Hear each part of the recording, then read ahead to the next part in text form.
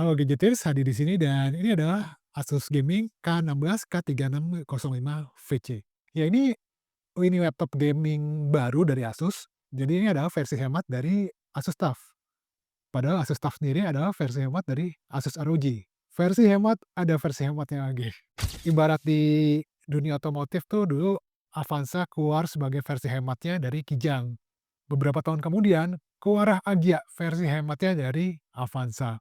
Saya sendiri kemarin ngecek ke websitenya Asus Indonesia, saya ngeliat tuh harga Asus ROG, harganya udah main di sekitar 30 jutaan yang paling murah ya. Bahkan di range harga yang paling mahal itu bisa tembus sampai 90 juta. Bisa buat DP mobil ya itu ya. Lalu Asus TUF sendiri tahun lalu keluarin, setahu saya tahun lalu dia ada keluarin 3 tipe, tolong koreksi kalau saya salah, itu semuanya itu harganya 20 jutaan.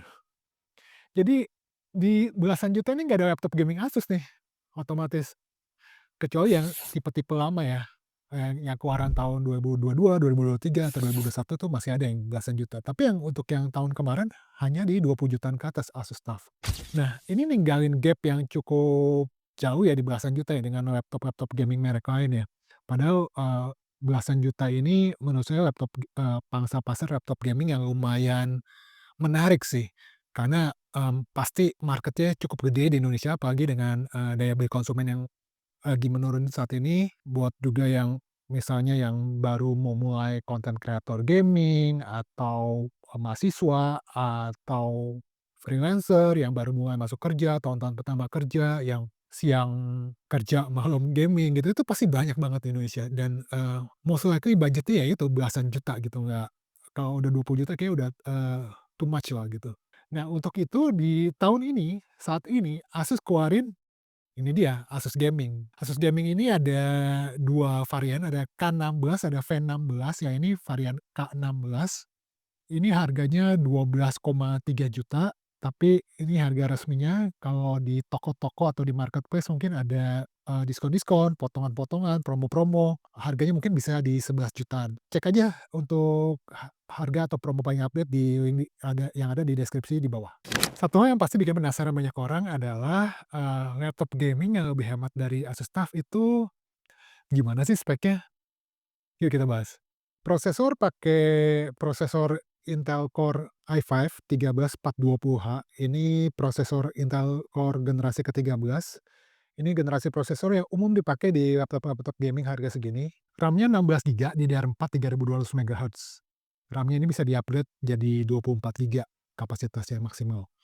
Cuma saya agak menyayangkan, kenapa Asus masih pakai DDR4 di sini. Kalau buat saya pribadi sih, saya mending nambah beberapa ratus ribu lagi tapi dapet RAM-nya DDR5 daripada dikasih DDR4 kayak gini. Karena ya harga RAM DDR5 sama DDR4 bedanya udah nggak terlalu jauh dan laptop biasa buat dipakai buat jangka panjang baru ganti gitu. Jadi nggak setahun, 2 tahun gitu, nggak kayak HP. Kayak ini bisa kita kita pakai 3, 5, 6 tahun atau bahkan kayak laptop Zenbook yang saya lagi pakai ini bahkan udah dari tahun 2017, udah hampir 8 tahun sekarang. Penyimpanannya ini pakai SSD 512 GB PCIe 4 yang kecepatan bacanya ini sekitar 5.000 Mbps, kecepatan tulisnya sekitar 3.000 Mbps.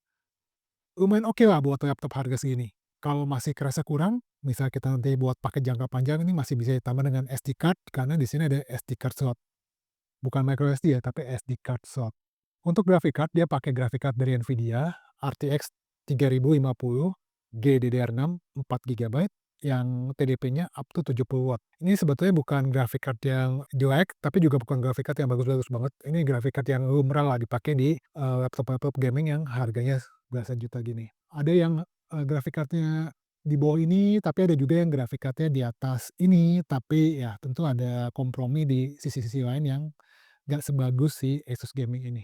Untuk sistem pendinginnya, dia ada satu kipas, 2 heat pipe, dan 2 ventilasi. Ventilasinya ini buat ngebuang panas, satu ke belakang, satu lagi ke samping. Wi-Fi-nya pakai Wi-Fi 6E, ini Wi-Fi yang relatif baru di Indonesia karena baru diresmiin sama Kominfo, kalau sekarang Komdigi, sekitar 2 bulan lalu. Jadi untuk Wi-Fi-nya sih ini future proof banget. Layarnya 16 inch, 144 Hz, ini respon rate yang menurut saya lumayan lah buat ukuran laptop gaming di harga segini. Cuma yang perlu jadi catatan adalah, brightness-nya. Peak brightness-nya ini cuma 300 nits. Jadi kalau kita bawa, kita pakai di outdoor yang di tengah terik sinar matahari, ini mungkin bakal agak challenging, bakal susah untuk kelihatan. Tapi kalau mau dipakai indoor di dalam ruangan, di kamar itu sih aman banget. Untuk akurasi warna dia 45% NTSC dan delta Y di bawah 2. Ini bukan sesuatu yang istimewa, tapi bukan yang sesuatu yang jelek banget. Kalau buat dipakai buat gaming casual, untuk ngetik, buat, kerja sehari-hari gitu, ini aman banget. Asal kalau mau dipakai untuk kebutuhan ngedit-ngedit foto atau video secara profesional, mending pakai monitor eksternal aja, mumpung ada HDMI. Baterainya berkapasitas 50 watt hour. Dari segi ketahanan sih menurut saya B aja ya. Saya pakai buat nonton, bukan nonton sih, dengerin streaming musik, muter Ghibli gitu selama 1 jam, baterainya berkurang sekitar 17%. Nah, untuk chargernya dia dapat 120 watt buat ngecas selama setengah jam bisa dapat sampai 50%. Ini lumayan kencang. Tapi kalau mau ngecas sampai full, ini makan waktu 2,5 jam lebih. Ini menurut saya agak lama sih.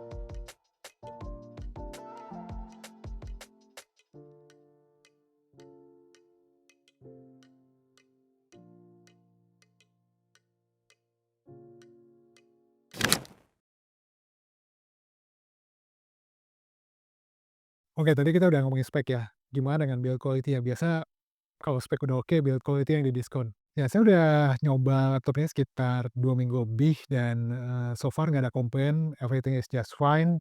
Laptop ini juga build quality-nya ada sertifikasi militer Amerika, MIL STD 810H, yang artinya dia udah lolos 26 pengetesan yang ketat. Untuk bodinya, ini menurut saya lumayan enteng karena ya di bawah 2 kilo, tepatnya 1,8 kilo. Saya ngecek laptop-laptop gaming lainnya di harga sekitar segini, banyak yang masih di atas 2 kilo. Tapi kalau pengen laptop gaming lebih enteng lagi, nah Asus punya nama Asus TUF, tapi harganya udah 20 jutaan. Ketebalannya ini di bawah 2 senti, tepatnya 18,9 milimeter. Ini sih menurut saya lumayan tipis ya buat ukuran laptop gaming ya, terutama laptop gaming belasan juta. Meskipun tipis hitungannya, tapi port-port yang dikasih nih sebetulnya lumayan lengkap. Di sebelah kanan ini dia ada lubang charger DC in, ada lubang HDMI 2.1 yang bisa kita sambungin ke monitor eksternal, up to 4K 60 just in case kita butuh monitor yang warnanya lebih akurat buat ngedit foto atau video yang profesional. Ada USB 3.2 Gen 1 Type A, ada USB 3.2 Gen 1 Type C yang support power delivery. Jadi kalau kita lupa bawa charger laptop, kita bisa ngecas laptop ini pakai charger dari HP. Ya, saya pernah nyoba sama-sama pakai charger HP yang 120 watt. Cuma ya ini wattnya yang masuk nggak akan sekenceng dari watt dari charger si laptopnya yang, asli. Kemudian terakhir ada audio combo jack. Nah, kalau yang di sebelah kiri ini ada satu lagi port USB 3.2 Gen 1 Type A dan SD card reader. Ya, SD card reader, bukan micro SD. SD card reader ini menurut saya kemewahan buat konten kreator yang langka sih di laptop gaming harga segini. Layarnya bisa dibuka 180 derajat, tapi dibukanya pakai 2 tangan ya, ini nggak bisa dibuka pakai 1 tangan doang soalnya. Ini cocok buat lagi pengen presentasi ke klien, jadi kita bisa ngasih lihat layarnya ke klien. Cuma catatan aja kalau sebelum kita ketemu klien mending bagian belakangnya ini dibersihin dulu karena gampang banget ya nyeplak sidik jari. Dari Asus Gaming K16K3605VC, resolusinya cuma 720p HD seperti kebanyakan resolusi webcam laptop gaming 11-12 jutaan pada umumnya. Secara gambar tidak ada yang istimewa, tapi yang menarik di sini ada privacy shutter yang tombol fisik yang kalau kita geser kayak gini, jadi dia akan nutupin webcamnya secara fisik gitu. Ini cocok buat orang-orang yang suka insecure, takut laptopnya dihack, tiba-tiba ngerekam tanpa pengetahuan kita gitu. Ini sangat membantu banget, memudahkan banget. Kemudian ya tadi secara gambar biasa aja, tapi yang menarik di sini justru ada AI noise cancelling. Jadi kalau kita perlu buat meeting dadakan di cafe atau di tempat-tempat umum lainnya yang suasananya agak berisik, ataupun kadang di rumah juga beberapa orang rumahnya agak berisik gitu, banyak orang rumah yang rame gitu. Nah, AI noise cancelling ini ngebantu banget karena dia akan memfilter suara-suara dari luar, jadi nggak akan dengeran ke lawan bicara. Jadi yang didengar dengan jelas oleh lawan bicara adalah suara kita sendiri. Karena ini laptop 16 inch, jadi keyboardnya ini full size ditambah dengan, number keypad di sebelah kanan. Kemudian, mouse trackpad-nya ini mungkin buat orang-orang yang perfeksionis mungkin kerasa kurang enak karena nggak simetris, tapi buat saya pribadi sih nggak masalah lah gitu. Terus, di keyboard-nya, tombol SDW kan biasa kalau di laptop gaming biasa dikasih, aksen tertentu, tapi ini nggak ada aksen apa-apa gitu di SDW-nya, malah dari tombol enter tuh. Still nggak masalah, terus juga, backlit-nya, ada backlit, jadi kita kita mau pakai buat ngetik atau buat main game malam-malam masih bisa, dan ini satu warna doang bukan RGB. Simple, minimalis, ya saya suka sih keyboard kayak gini.